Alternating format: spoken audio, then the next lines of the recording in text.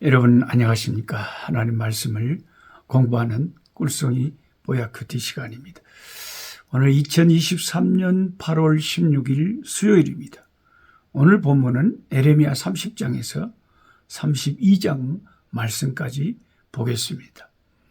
매일같이 하루도 빠짐없이 착실하게 말씀 공부를 이 유튜브를 통해서 함께하고 있는 한 600여 명의 우리 꿀송이 식구들, 그리고 한 30여 명의 댓글을 매일 또 달아주시고 또 함께 소감을 나눠주시고 함께 해주시는 댓글 부대 식구들 그리고 늘 좋아요 이걸 눌러주시는 한 180여 명의 우리 참 마음이 따뜻한 우리 식구들, 참 이런 분들과 함께 매일같이 성경 공부하는 것이 얼마나 복된 일인지 모르겠습니다.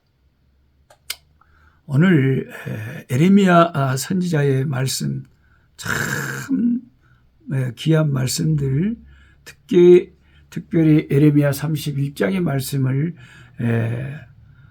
29절부터 읽어드리겠습니다. 그때에 그들이 다시는 이르기를 아비가 신포도를 먹었으므로 아들의 이가 시다하지 아니하겠고 신포도를 먹는 자마다 그 이가 심같이 각기 자기 죄악으로만 죽으리라. 나 여호와가 말하노라. 보라, 날이 이르리니 내가 이스라엘 집과 유다 집에 새 언약을 세우리라. 나 여호와가 말하노라. 이 언약은 내가 그들의 열조의 손을 잡고 애굽 땅에서 인도하여 내던 날에 세운 것과 같지 아니할 것은 내가 그들의 남편이 되었어도 그들이 내 언약을 파하였음이니라.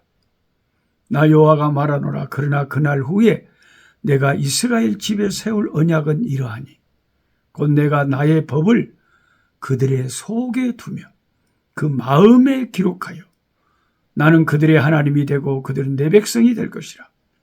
그들이 다시는 각기 이웃과 형제를 가리켜 이르기를 너는 여호와를 알라 하지 아니하리니 이는 작은 자로부터 큰 자까지 다 나를 알미니라. 내가 그들의 죄악을 사하고 다시는 그 죄를 기억지 아니하리라. 여호와의 말이니라. 아멘.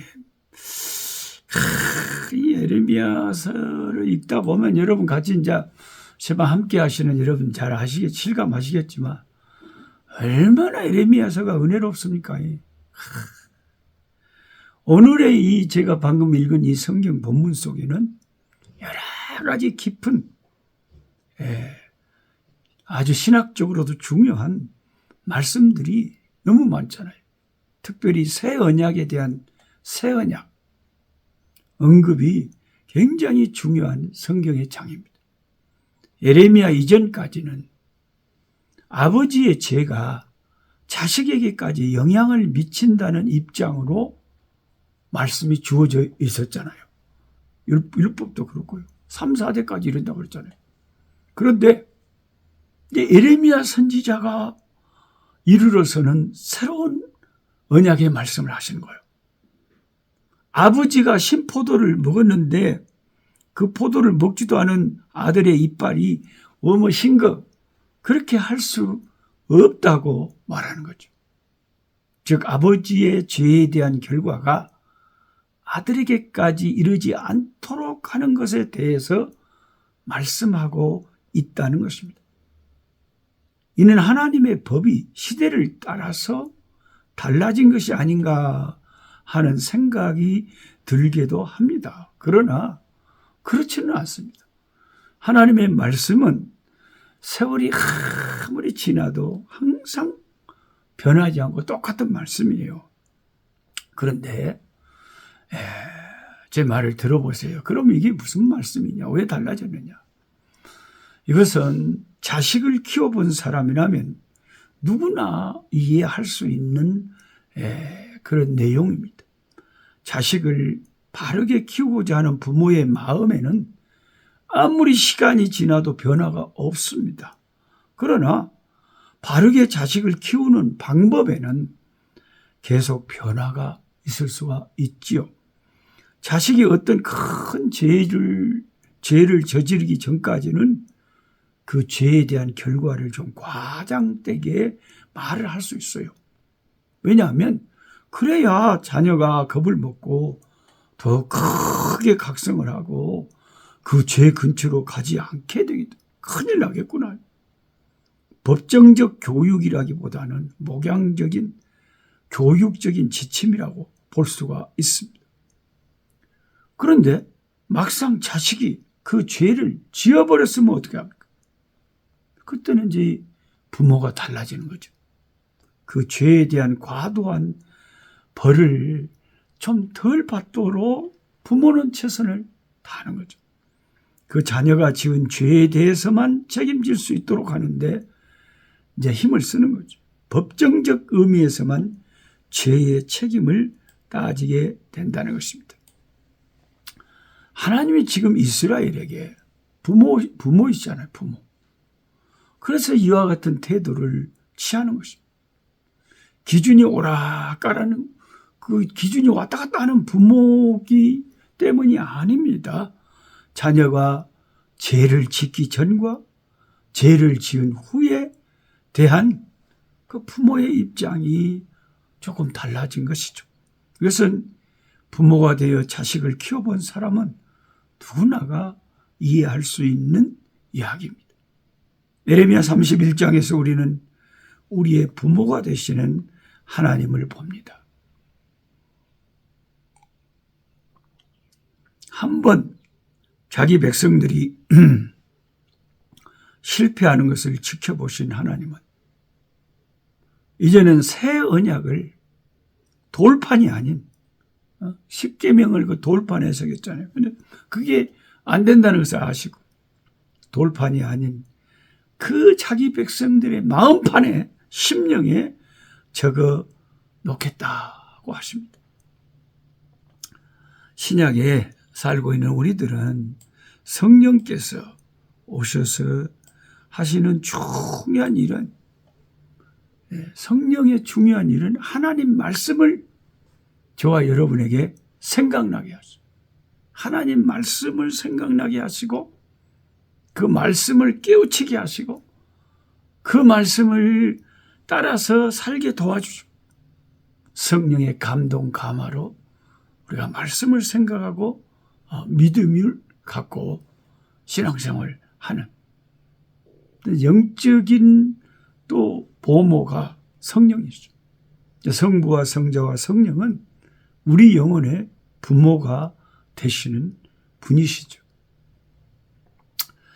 제가 우리 아들이 또 우리 딸이 뭔가 살면서 어려운 일을 닥칠 때 제 마음속으로 그런 생각이 들어요. 이건 내 죄 때문에 이 부모의 죄 때문에 이 자식들이 이거 고생하는구나. 부모의 죄 때문에 자식들이 저런 어려움을 당하는구나. 그런 생각이 순간적으로 다 들어요. 여러분은 그런 생각 안 듭니까? 그래서 내가 한 번은 우리 아들한테 그런 이야기를 했어요. 아버지가 부족해서 네가 그런 어려움을 당하는 것 같다. 참 미안하다. 아버지의 죄 때문에 네가 그런 어려움을 당하는 것 같다. 이런 이야기를 했을 때 우리 아들이 그래도 이제 올 가을에 목사님 안수를 받잖아요. 그러니까 우리 아들이 이제 성경을 나름대로 보는 눈이 있고 신학을 공부하고 신학 자기 나름대로 사상이 있기 때문에 저에게 그것을 분명한 어조로 그게 아니라고 말하더라고요. 아버지, 그 말도 안 되는 소리 하지 마세요. 성경을 잘 읽어보세요. 아버지가 신포도를 먹었다고 아들의 이가 쉽니까? 아버지는 아버지고 나는 나지. 하나님께서 1대1로 우리들의 신앙을 간섭하시고 이끄시지 아버지의 죄 때문에 나를 심판하시고 내 죄 때문에 우리 자식을 심판하는 하나님 아니십니다. 그런 걱정하지 마시고 나는 하나님 앞에서 내가 내 인생을 내어놓고 똑바로 살고 하나님을 바라봐야 됩니다 하고 분명한 어조로 이야기를 하더라고요. 그러니까 여러분, 우리가 신앙생활을 한다고 해도 그만큼 성경을 똑바로 알고 신앙생활을 하느냐, 성경을 모르고 신앙생활을 하느냐가 이렇게 많은 차이를 가져다 주는 거예요.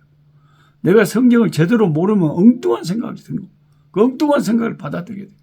잘못된 생각이 빠진다. 그래서 신약의 하나님은 그 한 사람 한 사람 1대1로 아버지 앞에 서게 된다. 아버지가 신앙이 좋기 때문에 아들이 저절로 천국 가는 법은 없다 그랬죠. 다 자기 믿음으로, 자기의 믿음대로 인생의 복을 받기도 하고, 하나님이 채찍을 때린다면 또 매를 맞을 수도 있는 거예요. 그 다 자기 믿음의 생활, 신앙생활이에요. 오늘 이런 것만 잘 깨달으셔도 오늘 참 중요한 말씀을 여러분이 배우신 것입니다. 오늘 본문의 말씀을 잘 읽어보시기 바랍니다. 하나님 아버지, 새로운 언약, 부모로서 이 자식들을 키워보니까 아무리 경고하고 말을 해도 그것을 아버지 하나님이 감당하지 못하고 범죄에 빠졌을 때, 그렇다고 해서 그 범죄한 자식을 버려버릴 수 없는 것이 부모 아닙니까? 그 속에서 또 다른 아버지 대안을 찾아내고 그 자식을 인도하고 그 자식을 위해 힘쓰는 것이 부모인 줄 압니다. 부모가 아닌 사람들은 자식이 범죄했을 때 자식을 손가락질하고 수군거리고 망하기를 바라겠지만, 부모는 결코 내 자식을 버릴 수가 없습니다. 우리의 부모가 되셔서 우리를 인도하신 하나님, 우리 자식들 부모가 늘 기도합니다. 바로 인도하려고 합니다. 그러나 그들이 스스로 깨닫고 신앙생활하고 자기 인생을 하나님과 함께 걸어갈 때 거기에 참된 구원과 복이 있다는 것을 깨달을 수 있도록 도와주옵소서. 예수님의 이름으로 기도하옵나이다. 아멘.